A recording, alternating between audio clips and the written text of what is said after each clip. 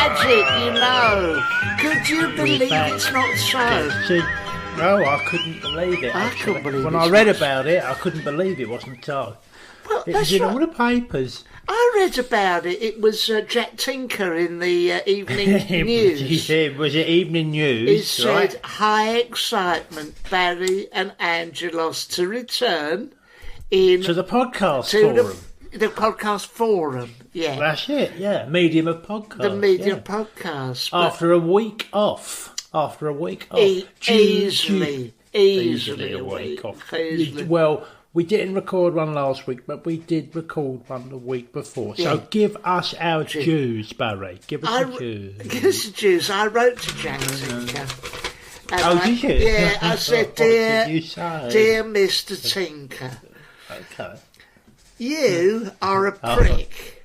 You might think we ain't done it for a while, but quite honestly, friend, I put friend in Italian. Friend, nice. And then I put the bottom NB, not friend. Not a friend. Not friend, not necessarily a friend. Not anywhere near a friend.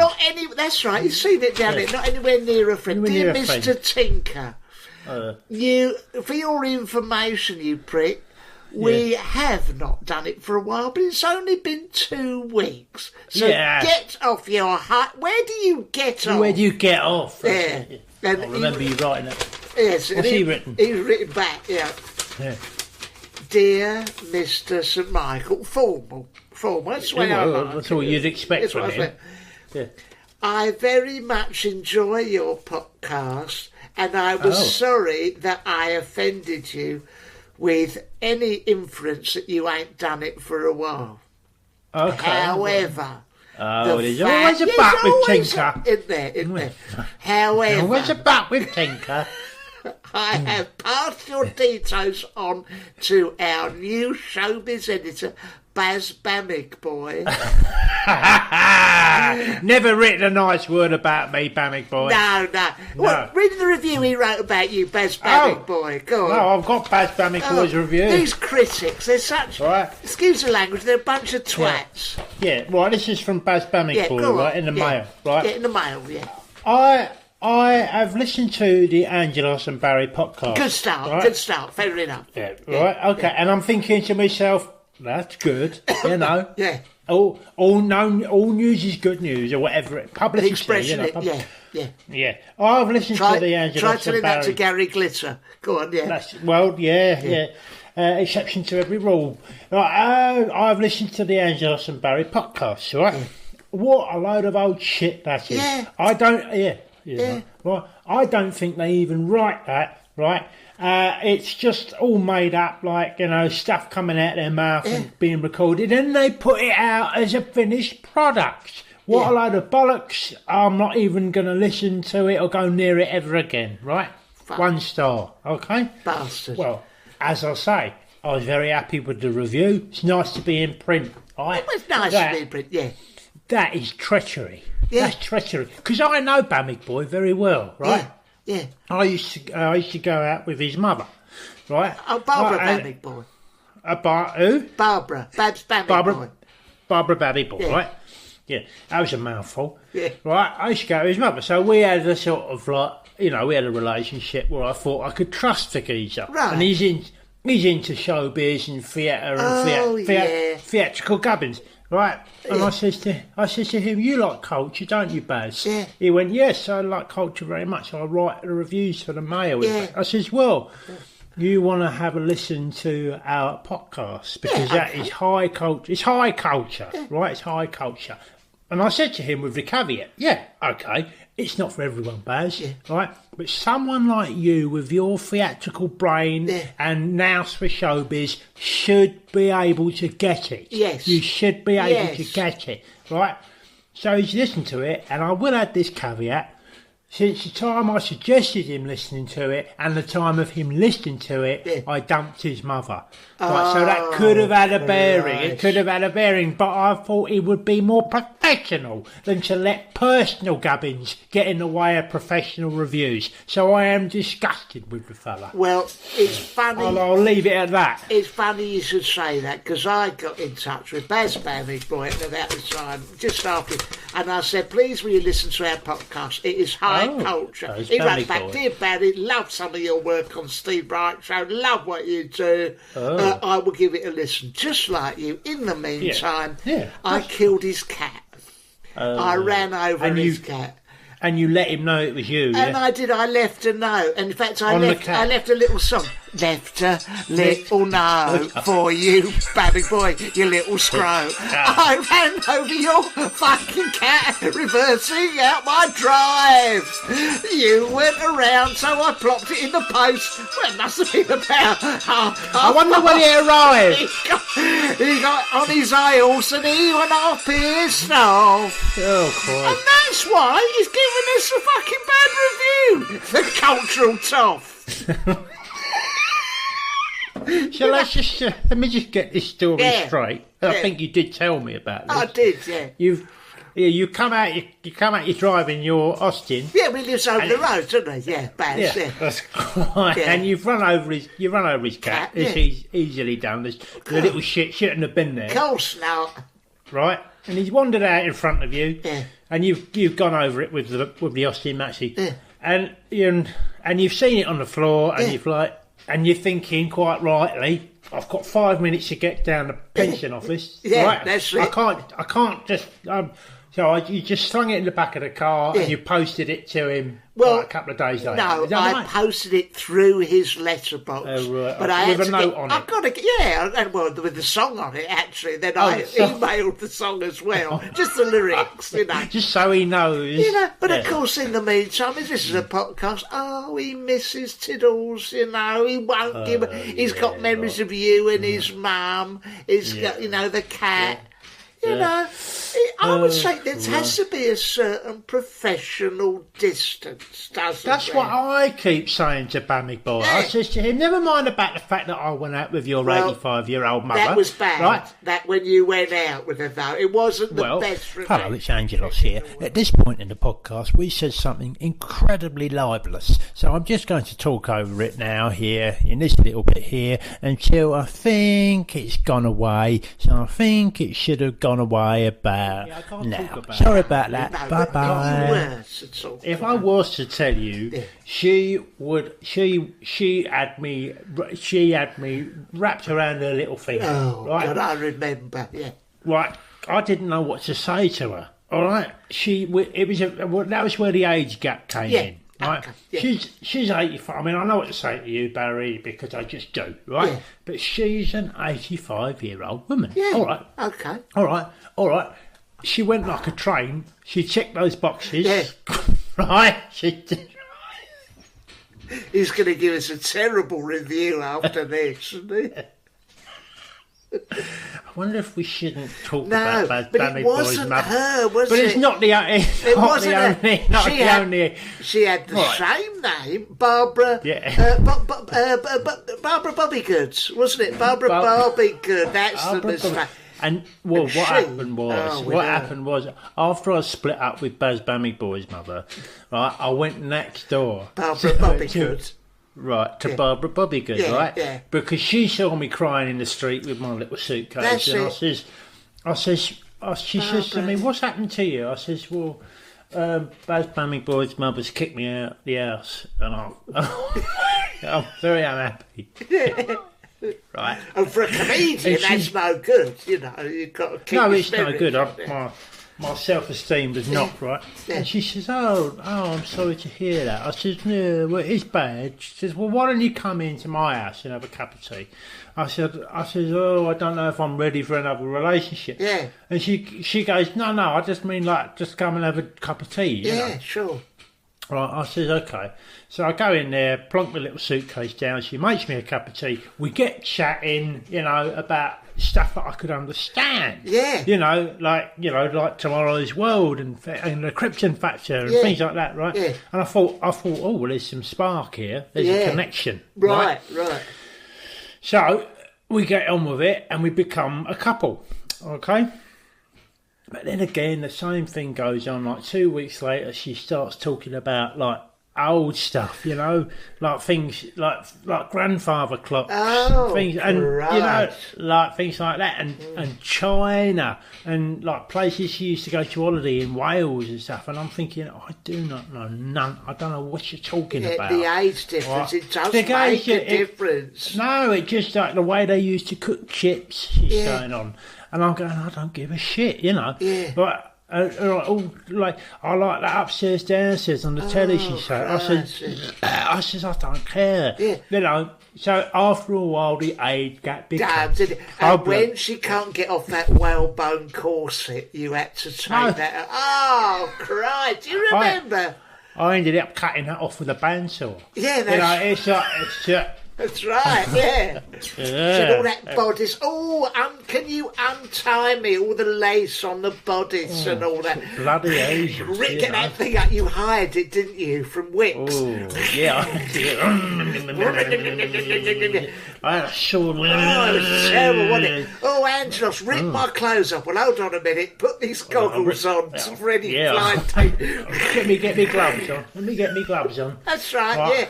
I'll take the top layer off, no problem. Well, that come off lovely, didn't it? Well, you showed me that work. So you got a steamer on it, didn't you, at one stage? And really went at it. I really got all that off. Yeah. You know, and then, but it's underneath, the layers underneath. I just say to Barbara, I says, look, don't wear this stuff. No. You know? It's too much. It's too much hassle for me to try and get this stuff off of you. You know? Yeah. And she wouldn't have it. She says, This is from Victoria and Albert. You know, they gave it to me like in the 18th century. I'm thinking, Christ, she's older than I thought. Yeah, very old, that one. And that put me off, and my knob went down. You know? Yes, yeah. But then she had a wrought iron poker that she said, this is what we used to use in the old days. Remember, you had to strap your knob to that poker. All ornate. It was all carved, wasn't it? It was all carved up, and that was just to keep it up. Because I thought, I can't cut it. It went right down, didn't it? Yeah, it went right down. It went all the way down. Yeah, I know. Well, remember? I do remember. Do you remember when... I went out with that. Me and Margaret split up. Just briefly. Briefly. I mean, I was about 67 at the time.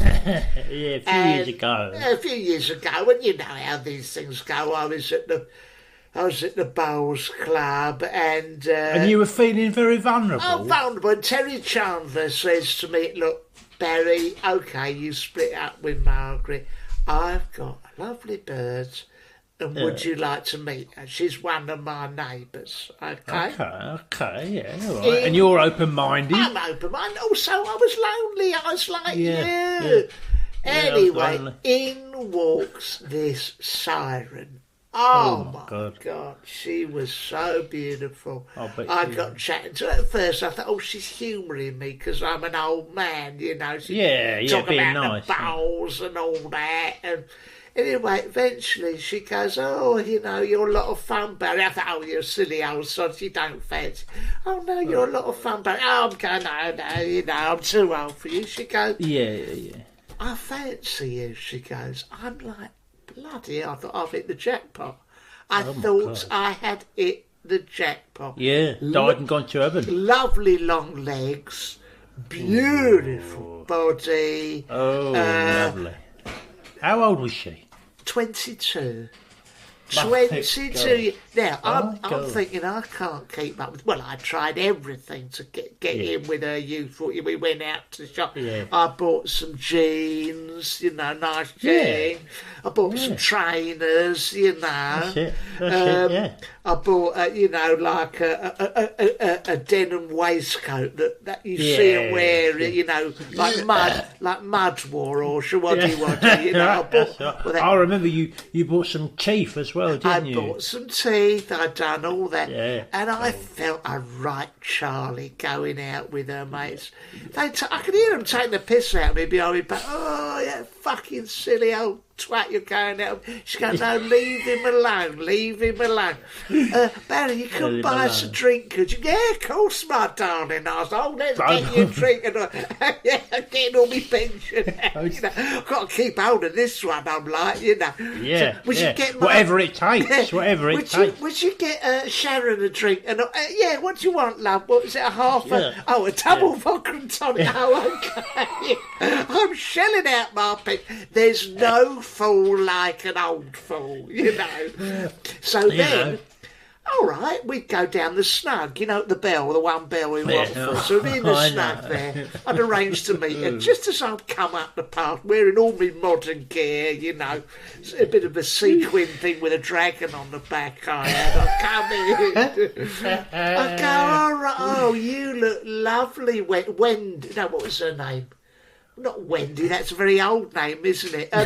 Susan. Claire, that's it. I tried to put it out in my mind. Claire. I could have sworn she was there, you know, cuddling up to quite a young bloke. And I went, sorry. She went, no, he's an old friend of mine. I thought they looked very, you know. And would you buy him a drink? Oh, okay. Steve, his name was, and his mates. I'm shelling out the money, you know. And when, of course, it got to the bedroom time, I had, like you, it went down. It went down. Why did it go down? It went right down. As far as it could go. It went right down, yeah. I'll tell you why, because the pressure. Well, what did you do? Well, I tried everything. In her kitchen, right, she had like an egg timer, you know, with a long sort of, almost like a metronome.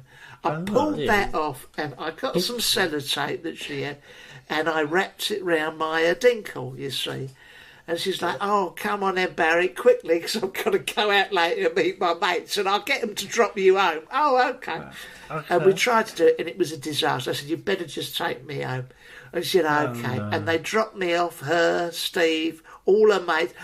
No, Barry, we'll go. Okay. Said, just before we go, we're going up west. You ain't got a couple £100. Yeah, of course, mother. I'm shelling it out. Yeah. I have every reason to believe that that was her boyfriend, this Steve fella.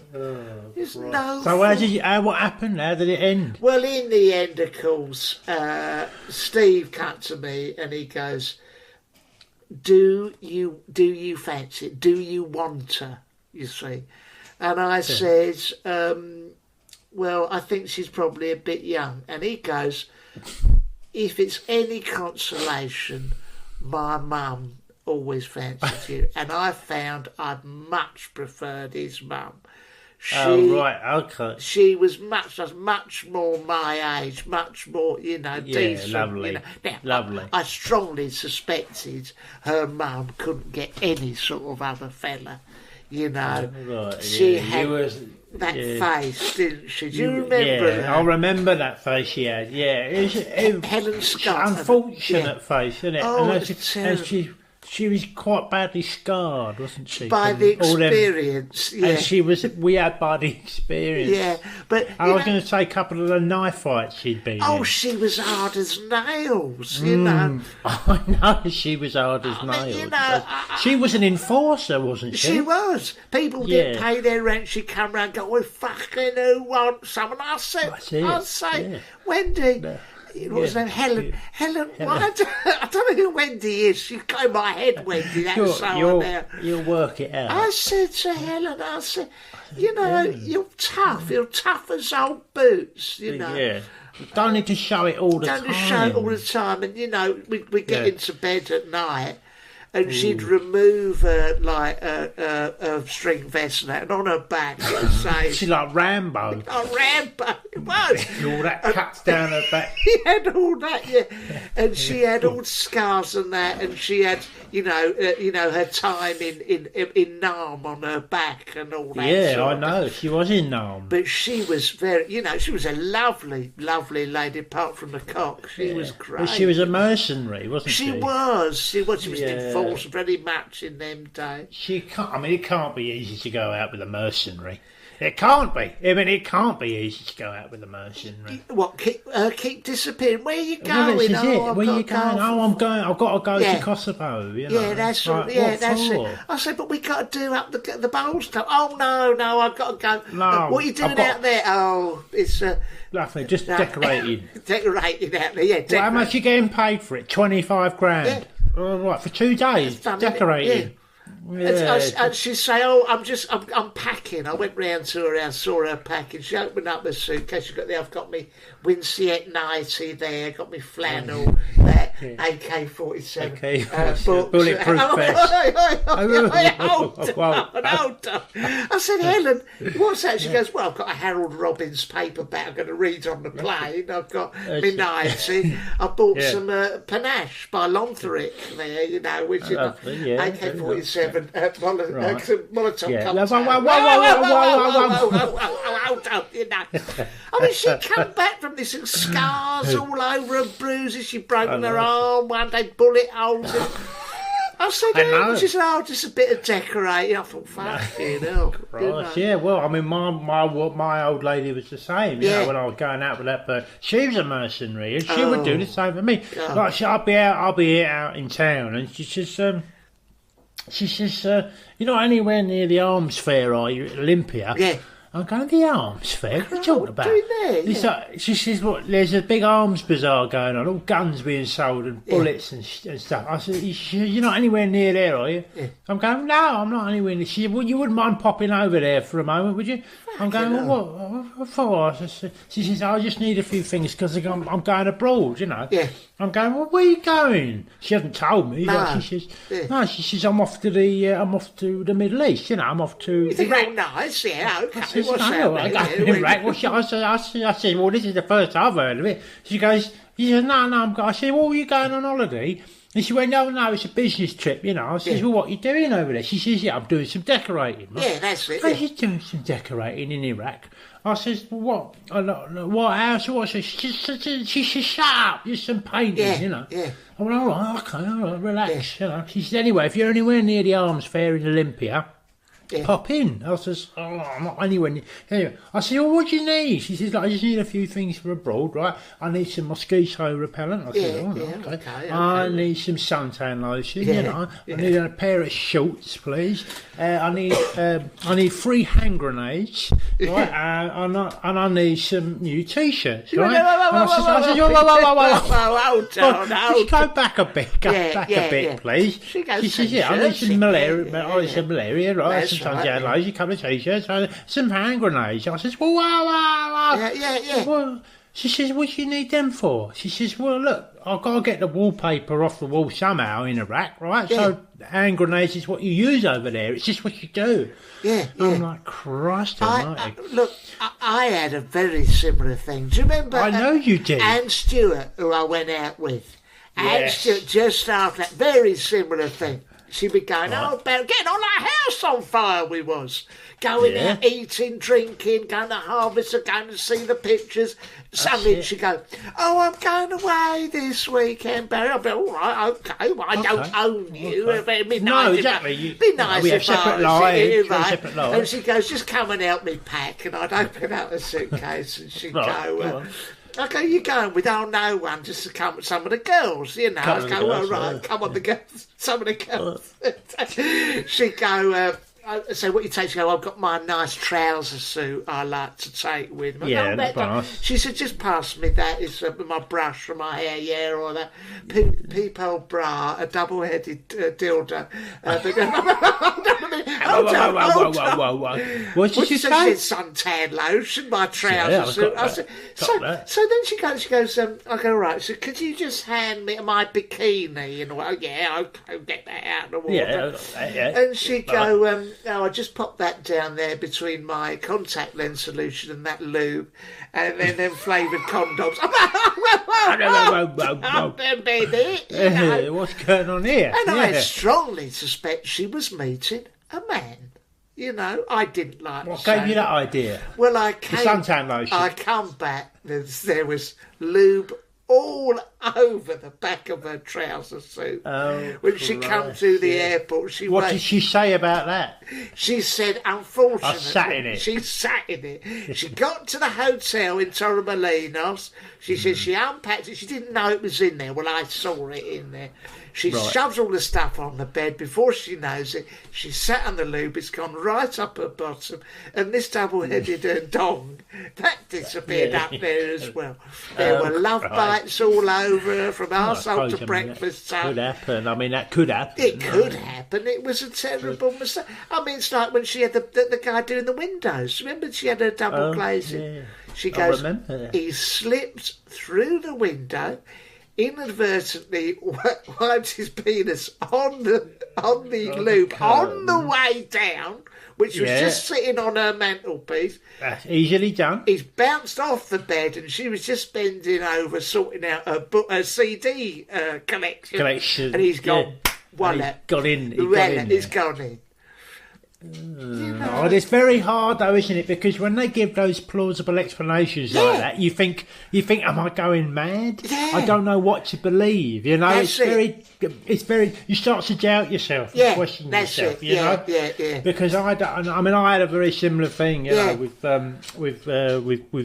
Wendy. Yeah, Wendy, right? Wasn't it? That's how the name come up. Yeah. Because I strongly suspect that she was having an affair, right? And I found her in bed, like, with the milkman, right? Okay. And she's naked and he's naked, right? Yeah. And she's got all this leather stuff on, right? And I get in there and she says to me, no, it's not what you think, it's not what you think. And I'm thinking, okay, I'm a reasonable guy. Yeah, you know, you are a reasonable guy. I'm a reasonable guy. I said, just let's all sit down here and just talk me through what happened, please, so I can get to the bottom of it, right? Yeah. And she goes, I opened the door for the milkman because he said his knob was stuck in his zip in his trousers, right? I says, okay, then what happened? She says, well, because he was in so much pain with his knob, I had to unzip his trousers. Fair enough. Right? Good Samaritan. Yeah. I says, okay. Anyway, she says he's in so much pain that he had to take his trousers off, right? So I says, all right, I'll take his trousers off, and his pants as well, and his shoes and socks. And he was just bubbled over in pain. And he says, I need to get into your bed. So I get him into my bed, right? And I says, well, why have you got all that leather gear on? Yes. Right? She says, well, it's a very simple explanation, Angelos. She said, I'm all ears, Yeah, I says, come on then, but I'm willing to give you the benefit of the doubt, right? Yeah. And she says to me, you know, I like the Nazis. Yes. And I says, oh, yes. Okay. No, that I didn't know that actually. No, but I said, all right, okay. Telltale signs. Yeah. I'm prepared to go with it, you know. She says, well, I'm just having a Nazi day. You know, and I says, well, what does that mean? Yeah. And she says, well, I get all the leather gear on, you know. And I says, well, why are you two in bed together? She says, because I'm not going to leave the milkman naked in the bed on his own, am I? Right. You know, that would be extremely rude. Yeah. But, you know, so I said that, I took the explanation, but I must say, I did find myself doubting her story, and it drives you mad. You know, does. You don't know. You feel like you're being gaslighted. That's right, gaslighted. But I tell you, I do remember her. She had her Nazi days, didn't she? I didn't know about that until she told me about it. Well, and at the time, and it made sense, didn't it? Well, it made sense to a certain degree. But with everything else piled together, I was going a bit mad. Well, I had this thing with Helen Scott, you know. Yes. She was the same. I thought we could go into the Into shopping centre this weekend. Well, no, I can't. I'm having a Nazi day. And I go, oh, hold on. She goes, it is my right. What, you don't want to know? Well, okay, I don't know. I mean, there are certain traditions. I'm not a Nazi myself, but if you choose to celebrate... I don't know what that is. I don't. She says, it's a Nazi day. I'm like, oh, all right. Okay. Religious tolerance. I'm like, okay, right, yeah. Then she go, it's, and she said, well, you didn't get me a card. I said, sorry? You didn't get me a card. Oh, so in future, happy Nazi Day, you know. Terrible. She goes, oh, that's nice. I didn't want to write on it. Dear Helen, happy Nazi Day today on your special day. Keep goose-stepping, Barry, you know. Oh, I know. Well, religious freedom. Oh, absolutely. Freedom of speech, freedom of ideas. And I'm glad that your Ellen had Nazi days as well, because I'd never heard of it before. Yeah. When I saw her in the leather gear, she says, I'm having a Nazi day. And I'm going, what on earth is that? Yeah, but, I wasn't going to say nothing because, you don't want to question them. You don't want to be accused. No, you don't want to be accused of nothing. That's right. So, I let it pass. But no, it's nice to know that it's not made up. Well, I mean, I had the same thing. Do you remember when I went out with Diane Peters? And, I used to say to her, it's a beautiful sunny summer's day. Fancy a trip down to Southend? She'd go, well, I can go today, but could you get after tomorrow? Because it's curling one off day tomorrow. I go, sorry. Oh, of course it, eh? Curling one off. I say, I'm sorry, my love. I'm up for whatever you want to do. So, me and like-minded people curl one off, All right. Well, I do that every day. I don't make a day of it. No, I don't know. But like you with your curling thing on the ice, it's religious tolerance that she's allowed to go down Watford Ice Rink and defecate where she wants. All right, who am I? Oh, it's not having the keys to the town. I am not a curler myself, but if she wants to do that, absolutely. Wrote her a lovely card. Dear Diane, lovely. And I drew a little saying on the front. I bet you did. Dear Diane, look. Sorry that I didn't appreciate the religious holiday, but happy curling one off day. Love Barry. I just drew a little fecal pyramids at the bottom, Yeah, no, that's nice. That's nice of it because what it's all about is we're not all the same. We're not all the same. We all celebrate different things, for different reasons and all that. And it's about saying to the other person, okay, I hear you. Yeah, that's it. I hear you. If that's what you want to do, then I'm supportive 100%, well, That one you went out with, do you remember? What did she used to celebrate every year like clockwork? Oh, round about autumn, wasn't it? That time. Yeah, she was at like autumn every year. Autumn, she goes, okay, it's what is it? What is it? My plane day, right? Plane day. And I says, what is that? She says it's a religious holiday. Yeah. I have. Well, I go to Heathrow. That's it. Right. That's it. Right. Yeah. And I break into Heathrow and I run on the runway. That's okay. It. And I cause chaos at Heathrow. And right. You're like, and I go. Yeah.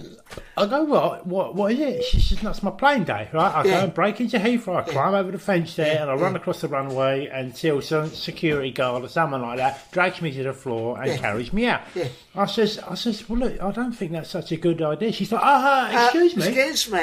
Excuse me. I think you should be a bit more tolerant of what I'm into, and what I celebrate and what I'm about. Yeah. And I'm going, okay. I said, but why do you do that? She says, because it's plane day. Yeah. Right?